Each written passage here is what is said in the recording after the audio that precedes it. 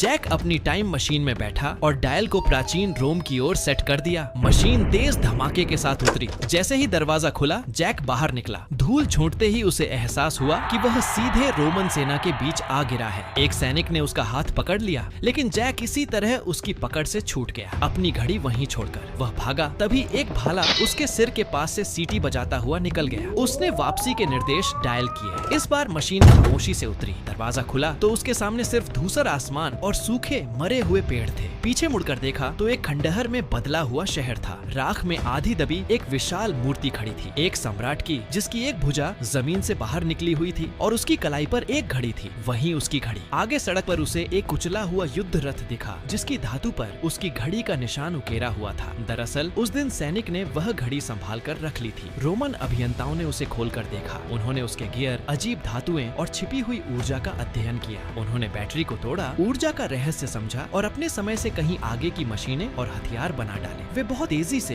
बहुत आगे बढ़ गए। वह अपनी घड़ी वापस लेने के लिए मशीन की ओर भागा, लेकिन भाले ने उसमें एक बड़ा छेद कर दिया था। इसका मतलब था वह अब एक ऐसे समय रेखा में फंस चुका था जिसे कभी अस्तित्व में आना ही नहीं चाहिए था, और यह सब उसकी घड़ी की वजह से हुआ था।